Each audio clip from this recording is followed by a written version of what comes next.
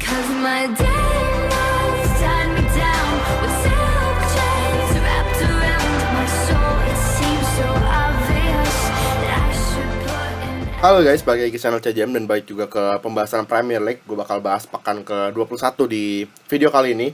Dan kemarin baru aja selesai, terakhir itu pertandingan Derby Northwest, Derby bukan lawan antara United dan juga Liverpool. Dan pasti itu berakhir imbang dan itu bakal jadi pertandingan nanti gue terakhir bahas. Jadi kita mulai dari awal dulu, dari pertandingan pertama. Di hari Sabtu kemarin tuh ada Spurs lawan West Brom, dan Spurs emang penampilan lagi luar biasa bagus setelah kemarin menghentikan unbeaten streak atau kemenangan streak dari Chelsea, dan mereka makin menggila di pertandingan ini. Mereka menang 4-0 dan golnya dicetak sama Harry Kane tuh menciptakan hat-trick, dan satu lagi own goal dari Gareth McAuley. Dan ya penampilan seperti biasa dari mereka, dominan dan bener-bener Harry Kane kalau misalnya udah istilahnya kayak apa ya, kayak dia udah tahu cara nyetak gol di depan, entah itu manfaatin defender atau gimana pun, dia bakal terus nyetak gol. Ini tuh yang terjadi di pertandingan ini, luar biasa banget. Dan West Brom pun sebenarnya juga nggak gitu buruk gitu loh, karena performa mereka di Premier League musim ini bisa dibilang salah satu tim kejutan. Mereka sekarang ada di posisi 8 klasemen sementara. Jadi sebenarnya West Brom tuh nggak bisa dianggap remeh, dan Spurs dengan gampangnya aja gitu loh ngalahin mereka, seperti mereka kayak bukan apa-apa gitu.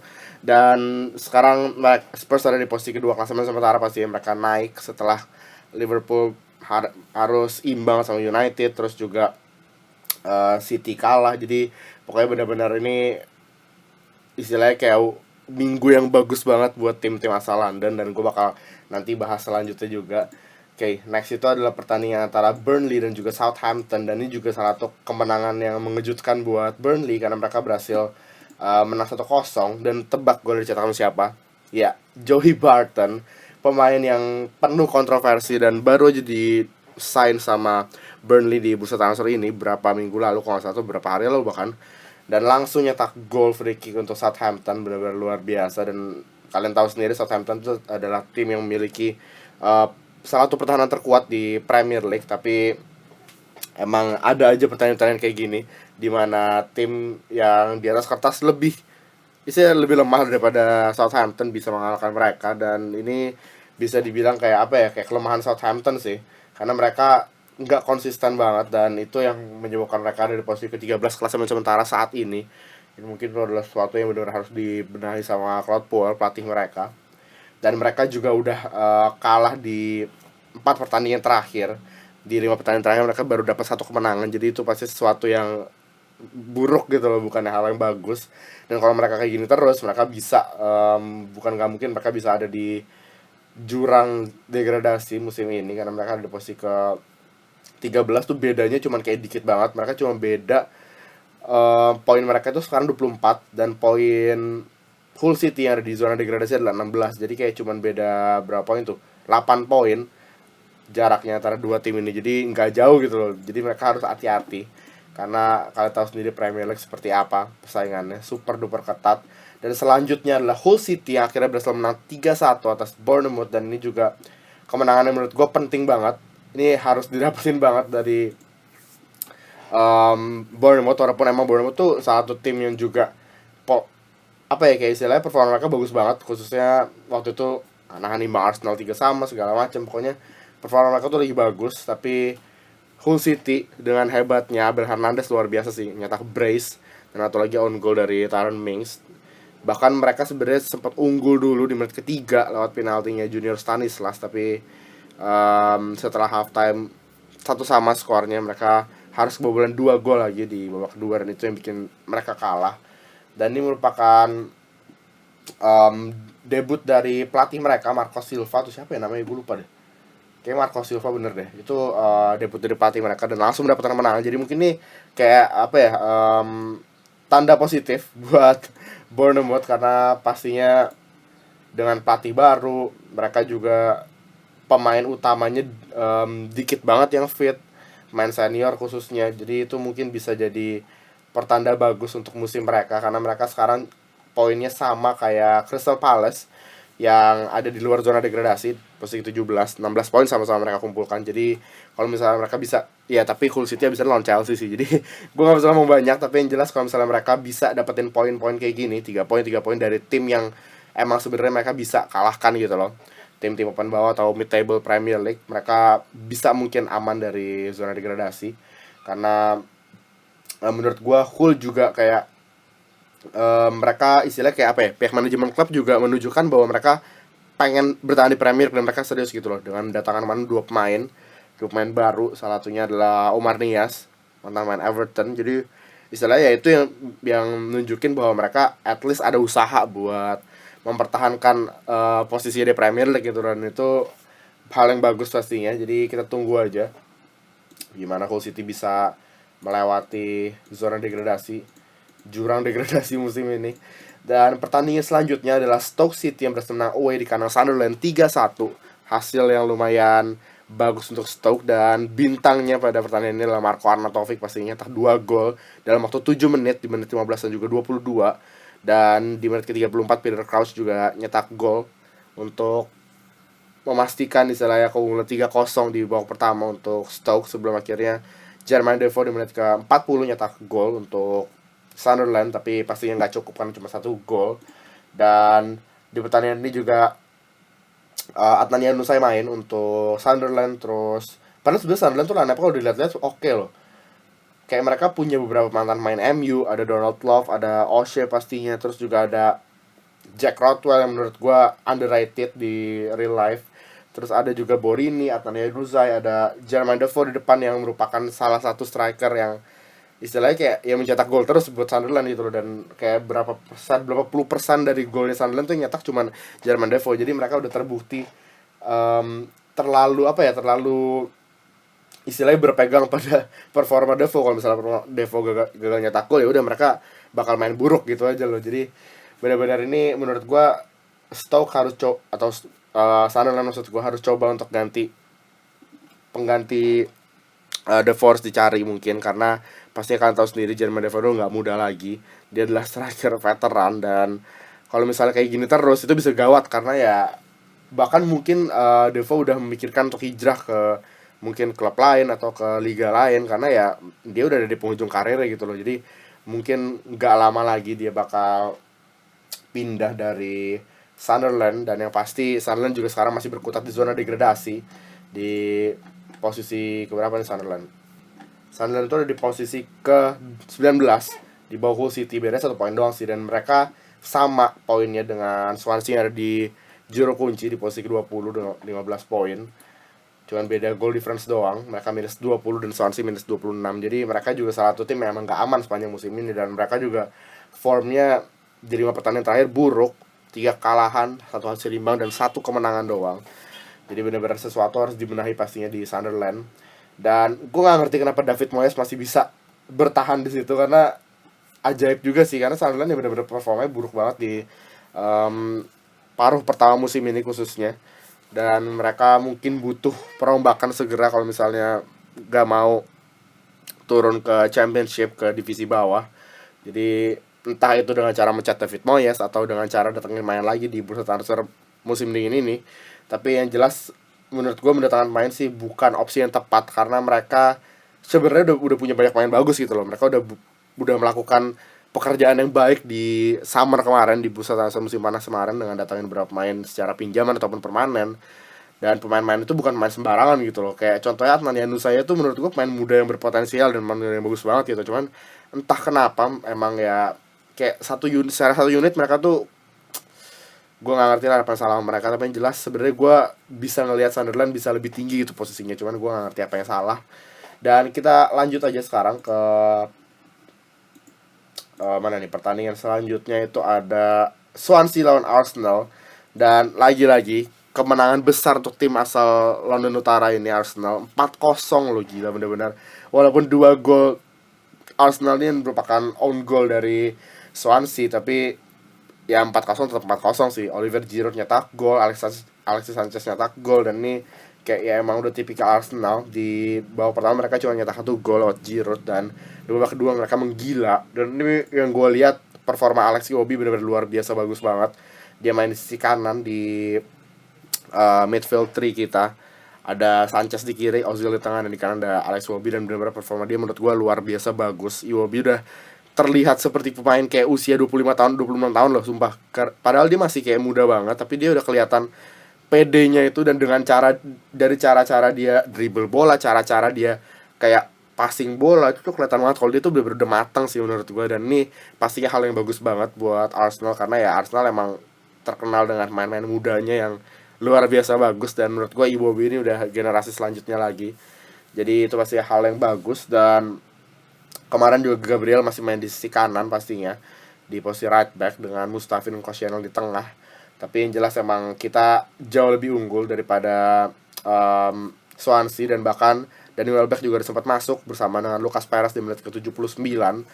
Pastinya emang ini hal yang bagus, pemain-pemain kita udah mulai fit, dan Alexis Sanchez nyetak gol, Ozil main. Jadi pokoknya ya semuanya bagus untuk Arsenal saat ini, dan mereka sekarang di posisi ke 4 klasemen sementara, ya 4 lagi. Tapi mereka pastinya udah kayak tipis banget, bedanya cuma 1 poin sama Spurs dan Liverpool yang ada di posisi atasnya. Dan Arsenal juga udah 4 pertandingan gak terkalahkan di Liga. Kalahan terakhirnya itu di pertandingan lawan City di tanggal 18 Desember kemarin. Dan sisanya mereka belum pernah kalah lagi setelah 4 pertandingan. Next mereka cuma lawan Burnley. Jadi harusnya kita bisa melanjutkan hasil positif tersebut, tapi hopefully itu harapan gue pastinya. Dan kita bakal lanjut aja ke pertandingan selanjutnya, dan ini salah satu pertandingan ya bisa dibilang yang lumayan ngebosanin antara dua tim yang ternyata seimbang, Watford dan juga Middlesbrough. Nggak ada gol di pertandingan ini, 0-0 hasil imbang. Dan Watford lumayan oke. Mereka ada di posisi ke-14. Jadi walaupun mereka ya bisa dibilang skuadnya nggak gitu bagus sih musim ini menurut gua, tapi mereka at least bisa di atas juara bertahan Leicester City yang ada di bawahnya persis, dan Middlesbrough di bawahnya lagi dengan posisi dengan poin 20 di posisi ke-16. Dan Middlesbrough ini emang uniknya adalah mereka datangin pemain terus loh. Mereka bener-bener kayak dari summer kemarin datangin pemain terus, tapi mereka bahkan statsnya yang unik adalah mereka tuh lebih banyak datangin pemain baru di bursa transfer musim panas dan juga musim dingin ini dibanding mereka nyetak gol dari open play. Jadi itu stats yang unik tapi menyedihkan juga sih buat Middlesbrough sih. Jadi kayak benar-benar mereka, walaupun sebenarnya squad mereka oke loh menurut gua, pemain-pemain yang mereka datangnya itu bukan main-main jelek gitu, pemain-pemain berpengalaman kayak Victor Valdes, Alvaro Negredo, dan biasanya pemain-pemain berpengalaman kayak gitu bisa dongkrak performa tim gitu. Tapi menurut gue itu belum mencapai, kayak belum maksimal lah menurut gue di Middlesbrough, karena mereka bisa lebih bagus lagi. Kayak bahkan ada nama-nama kayak Calum Chambers yang menurut gue ya Chambers kalau waktu itu main di Arsenal dan performanya lumayan bagus gitu, dan dia bisa dan Middlesbrough bisa dapetin Chambers walaupun cuma dipinjam selama semusim. Tapi kayak ya itu udah pemain yang bagus menurut gue, dan harusnya mereka bisa melakukannya lebih lagi.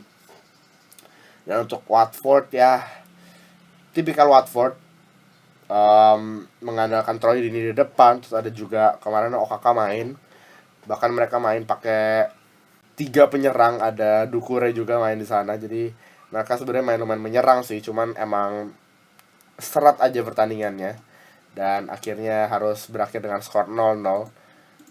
Gak ada yang berhasil mencetak gol, dan harus puas kedua tim dengan 1 poin masing-masing, dan mereka pun emang posisinya gak jauh beda di 14 dan juga 16 sekarang sementara. Dan pertandingan selanjutnya ada ini tim London lagi. Jadi benar-benar tim London berjaya parah sih di matchweek ke-21 ini, karena West Ham yang baru aja kemarin ada masalah dengan Dimitri Payet berhasil menang 3-0 atas Crystal Palace.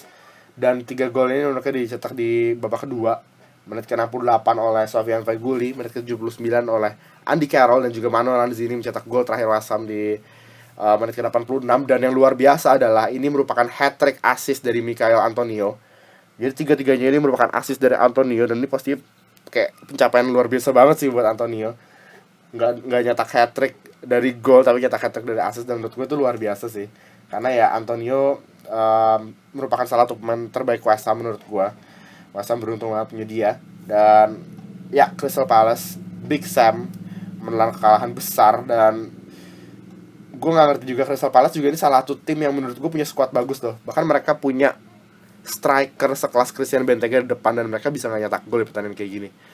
Jadi menurut gue kayak ini ngaco banget sih, ini salah banget. Dan kayak iya, pemain-pemain mereka bagus banget loh sumpah. Jason Punchen, Johan Cabaye, Andros Townsend, menurut gue tuh bagus-bagus loh. Walaupun ya defender mereka ya bisa dibilang gue nggak mau jahat, cuman kayak emang bukan kualitas Premier League sih menurut gue. Dan mereka juga baru datangin Jeffrey Skrull dari Leicester City, dan menurut gue Jeffrey Skrull kalau misalnya start atau jadi at least starter di posisi left back mereka itu menurut gue bisa bagus banget. Karena pastinya ya Skrull masih lumayan muda, masih punya ruang untuk berkembang, dan pasti bisa ngebantu Crystal Palace. Dan pokoknya ini hasil yang bagus untuk West Ham. Mereka sekarang di posisi ke-12 klasemen sementara. Dan untuk Crystal Palace seperti tadi gue bilang, dari jurang di tepi jurang degradasi di posisi ke-17, dan poinnya sama kayak Hull City di bawahnya di posisi ke-18 dengan 16 poin.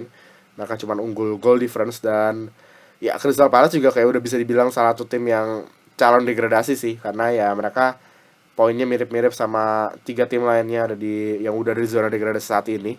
Dan mereka pun bedanya 4 poin, lumayan jauh sama tim di atas mereka, Middlesbrough. Beda dari 20 poin dari 16 poin punya Crystal Palace. Jadi emang sesuatu yang harus dilakukan di kubu Crystal Palace. Walaupun baru aja mereka ganti manajer, tapi ya kita coba lihat aja. Dan Benteke pun dirumorin bakal dijual karena Crystal Palace butuh dana segar. Jadi kita nggak tahu itu. Tapi pastinya emang ada yang salah kalau misalnya kalau misalnya lu punya striker sekelas Benteke tapi lu nggak bisa nyetak gol di Premier League, itu ada yang salah sih. Entah itu dari emang suplai bolanya kurang, atau emang formasinya yang salah, atau gimana, gue gak ngerti. Tapi yang jelas emang ini Crystal Palace hasil yang buruk buat mereka. Dan selanjutnya ini udah masuk ke hari Minggu 15 Januari. Lagi-lagi tim London keempat yang berhasil meraih kemenangan. Dan ini adalah Chelsea yang tandang ke King Power Stadium, markas dari Leicester City, juara bertahan musim lalu. Dan ini pasti jadi pertandingan yang lumayan emosional buat N'Golo Kante, karena dia kembali ke kandangnya musim lalu, ke mantan klubnya Leicester City. Dan di pertandingan ini pasti kalian tahu kalau misalnya Diego Costa itu sempat ada apa ya, kayak istilahnya konflik dengan pelatih Chelsea Antonio Conte. Dan sebenarnya awal ini karena Costa itu ngeluh apa ya, kayak dia ngeluh sakit di bagian punggung atau apanya. Terus dia minta untuk diperiksa sama tim medis dari Chelsea atau tim fitness, gue lupa. Tapi yang jelas pokoknya tim fitness tersebut bilang nggak ada apa-apa, lu nggak apa-apa gitu, lu lanjut training sana, nggak ada apa-apa. Tapi Costa nggak terima gitu loh. Costa bilang ini ada sesuatu yang salah, ada yang sakit gitu loh. Dan akhirnya kayak sempet konflik. Pertama awalnya konfliknya bukan sama Conte dulu gitu loh, konfliknya sama staf pelatihan dari Chelsea. Dan akhirnya Conte denger nih, terus pokoknya nggak ngerti gimana, mungkin adu mulut atau gimana. Yang jelas Conte, ini rumor dari media yang beredar bahwa Conte sempat kayak ngomong, udah lu pergi aja ke Cina gitu, pergi aja ke Liga Super Cina. Karena emang kan sekarang tim-tim dari Liga Super Cina lagi bener-bener istilahnya kayak nyomot-nyomotin main Premier League atau main Eropa kan. Dan gue nggak tahu itu bener atau enggak dikatakan Conte, tapi yang jelas itu yang bikin hubungan Conte sama Costa jadi agak retak. Dan akhirnya Costa pun dilarang berlatih sama klub, terus juga segala macam. Tapi ini bisa jadi benar, atau yang kedua adalah ini bisa jadi bola-bola media. Tapi emang pastinya ada alasan yang cukup kuat untuk bikin Costa kemarin gak masuk ke squad sih. Dan menurut gue kalau misalnya cuma alasan kayak Costa kurang fit atau gimana, menurut gue tuh agak gak masuk akal. Karena kalau misalnya gak fit doang, ya masa bener-bener sampai harus diasingin dari squad Chelsea gitu loh. Jadi kita gak tahu yang benernya. Tapi yang jelas ternyata mereka gak butuh Costa tuh. Main dengan Eden Hazard di posisi false nine, ternyata bagus-bagus aja tuh mereka. Dan menurut gue tuh luar biasa banget Chelsea penampilannya di pertandingan kemarin, khususnya Marcos Alonso yang mencetak brace dan Pedro juga nyetak gol. Jadi ini benar-benar kayak istilahnya Chelsea nggak butuh striker murni gitu loh. Mereka luar biasa banget sih dengan formasi ini. Mereka walaupun setelah dikalahkan Spurs, ya emang gue udah bilang di video waktu itu yang match week ke sebelum ini, gue udah bilang kalau misalnya emang main-main Chelsea mentalnya bagus banget gitu loh. Conte bukannya cuman berhasil bikin formasi yang tepat untuk Chelsea, tapi Conte juga udah bikin main-main Chelsea itu mentalnya kuat banget. Di saat mereka kalah dari Spurs, winning streak mereka berhenti setelah 13 pertandingan, itu pastinya kayak ada sesuatu lah gitu at least di hati mereka. Tapi mereka tetap aja kuat. Mereka bilang, enggak, ini ya kita tahu kok kekalahan bakal datang kapanpun, kita udah siap. Dan kita bahkan udah siap lagi untuk menghadapi pertandingan selanjutnya, dan kita mau menang lagi gitu loh. Jadi menurut gue mental mereka udah kuat banget dan tuh bagus pastinya. Dan udah terbukti di pertandingan ini, Leicester yang merupakan juara bertahan musim lalu, dan ya emang yang salah satu pembuktian adalah pembuktian dari N'Golo Kante sih menurut gue. Kayak N'Golo Kante main di kedua tim yang ya musim lalu main di Leicester bagus, musim ini main di Chelsea bagus. Jadi udah terlihat lah kayak perbedaan di siapa. Dan Wilfred Ndidi yang merupakan signing terbaru dari Leicester juga tampil, tapi belum meyakinkan sebenarnya, walaupun digadang-gadang emang bisa jadi pengganti dari N'Golo Kante segala macam. Dan uniknya Leicester juga kemarin main pakai formasi 3 back dengan formasi 3-5-2 dengan Robert Hood, Wes Morgan dan juga Christian Fuchs di 3 back sejajar. Terus ada Mark Albrighton di kanan dan juga Ben Chilwell di fullback kiri. Jadi lumayan unik, mereka coba untuk mungkin ngimbangin permainan Chelsea, tapi ternyata nggak bisa karena mereka juga kehilangan pastinya Jamie Vardy dan juga Islam Slimani yang bela timnasnya di Piala Afrika. Jadi emang itu pastinya salah satu hal yang jadi kekurangan Leicester di pertandingan kemarin, kehilangan Riyad Mahrez, pemain terbaik mereka gue bilang. Dan pastinya hal bagus untuk Chelsea, hasil bagus lagi untuk Chelsea, mereka aman di posisi puncak, perbedaannya 7 poin dari Spurs di posisi kedua. Jadi mereka ini benar-benar kalau misalnya konsisten terus, ya udah kita bakal lihat Chelsea keluar jadi juara sih. Dan ini menurut gue kayak luar biasa banget, back to back champions Premier League buat N'Golo Kante. Dan kalau misalnya itu terjadi sih gila sih, Kante market value bisa naik lagi 2 kali lipat sih, gue gak ngerti lah. Karena dari musim lalu ke musim ini udah naiknya udah berapa ratus%. Dan ini kalau misalnya dia bisa jadi juara lagi, ya udah Kante fix sih, midfield terbaik di dunia udah luar biasa banget. Dan mungkin kayak klub-klub Barcelona sekelas Barca, Bayern sama Madrid mungkin sekarang bakal lirik Kante karena penampilan luar biasa banget, gimana enggak. Dan selanjutnya ini pertandingan yang salah satu pertandingan tergila di Premier League kemarin. Dan ini merupakan rekor, memecahkan rekor. Everton menang 4-0 atas Manchester City. Ini gila banget menurut gue, bener-bener gak disangka banget. Dan ini merupakan kekalahan terbesar Pep Guardiola sepanjang karir kepelatihannya di Liga. Jadi kekalahan di Liga terbesar Pep Guardiola. Dan ini di tangan Everton loh, bener-bener luar biasa banget. Dan bahkan yang gilanya lagi adalah ya kalau Lukaku, Mirallas nyetak gol di babak pertama itu, Mirallas babak kedua sih, Lukaku nyetak gol di babak pertama itu biasa lah ya. Yang gila adalah pencetak gol ketiga dan keempat Everton. Pencetak gol ketiga adalah Tom Davies. Ini pemuda berusia 18 tahun, masih muda banget, dan dia penampilannya luar biasa bagus tuh kemarin. Bener-bener kayak kelihatan udah kayak pemain tengah yang udah matang, udah usianya tuh udah di puncak karirnya gitu loh, tapi dia masih muda banget. Dan ini bisa jadi pertanda bagus pastinya untuk Everton karena punya main-main kayak gini. Dan yang paling gilanya adalah Ademola Lookman, kalau kalian tahu itu adalah pemain yang baru aja dibeli sama Everton dari Charlton seharga 10 juta pounds.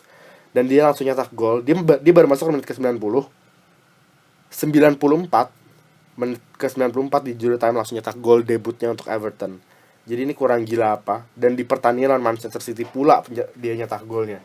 Jadi emang ya pas awal gue ngelihat Everton beli Lookman, gue sempat bilang kan waktu itu di Transfer Vlog kalau misalnya ya ini lumayan pertaruhan gitu loh dari Ronald Koeman. Walaupun pastinya mereka udah punya tim scout yang udah ngelihat performa dari Lookman segala macam, tapi yang jelas untuk mendatangkan main berusia 19 tahun dengan harga 10 juta pounds ini merupakan lumayan pertaruhan. Tapi pertaruhan itu menurut gue terbayar sempurna di pertandingan di debut dari Lookman. Kayak yaudah dia butuh satu sentuhan doang tuh buat nyetak gol gawang City loh, salah satu tim terbaik di Premier, walaupun bukan tim yang memiliki pertahanan bagus di Premier League gitu, tapi mereka ya salah satu tim terbaik lah ya, karena mereka ada di top 4 dari Premier League at least. Tapi ini yang jelas luar biasa banget. Dan Ross Barkley juga mengantongi 2 assist untuk rekan-rekannya di pertandingan ini. Jadi dan bahkan tuh kayak pemain-pemain Everton tuh didominasi dengan beberapa pemain muda loh, kayak Mason Holgate, terus juga ada Tom Davies pastinya mencetak gol tadi, masih ada Ross Barkley juga, ada Romelu Lukaku. Jadi kayak squad mereka oke banget di pertandingan ini. Dan mereka pengen pakai formasi 3 back dengan Holgate, Williams dan juga Funes Mori di posisi center back. Terus juga ada Coleman dan juga Coleman dan juga Ethan Baines di posisi wing back pastinya. Dan ini terbukti sukses buat mereka sih, karena City hancur banget pertahanannya, parah.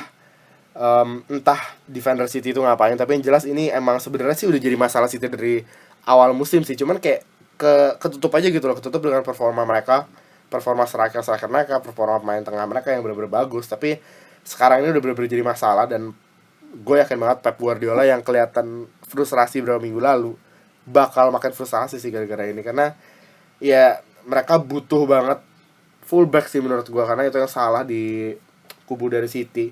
Fullback mereka menurut gue nggak ngaco banget, dan bahkan pemain kayak Pablo Zabaleta bisa main di posisi midfield loh bersama dengan Yaya Toure. Jadi ya ini menurut gue yang salah lah di kubu City.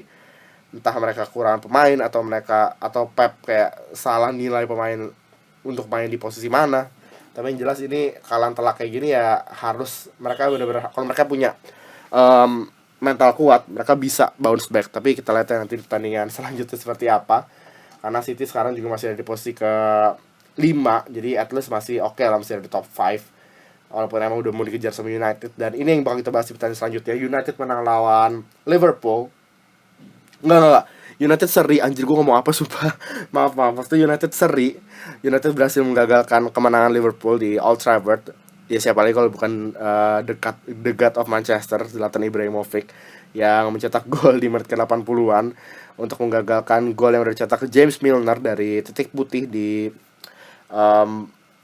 babak pertama. Dan itu gara-gara pelanggaran Paul Pogba mendapatkan penalti akhirnya Liverpool di babak pertama. Dan Milner juga statsnya benar-benar gila banget, 6 gol di musim ini dia cetak, dan 6-6-nya dari titik putih, benar-benar parah banget. Dan mitos kalau Milner nyetak gol Liverpool gak pernah kalah juga masih berlanjut pastinya.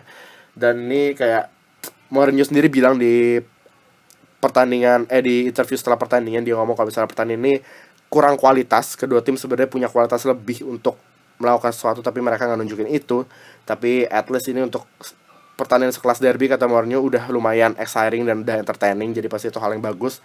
Tapi hasil imbang ini bikin United gagal merengsek masuk ke top 5. Mereka masih ada di posisi ke-6 klasemen sementara, beda 2 poin doang sebenarnya dengan City, jadi ini pasti hal yang bagus. Dan Liverpool turun ke posisi ke-3, poinnya sama kayak Spurs, cuma beda goal difference pasti. Jadi masih ketat banget di 6 besar dari Premier League. Jadi ini yang bikin seru pastinya, dan gue gak sabar buat ngelihat match week selanjutnya dari Premier League. Dan kalau kalian punya pendapat atau kalian punya prediksi bahkan buat match week ke-22 dari Premier League, kalian bisa komen di bawah aja.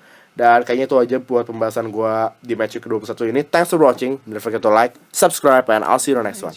Bye guys. Who wrote the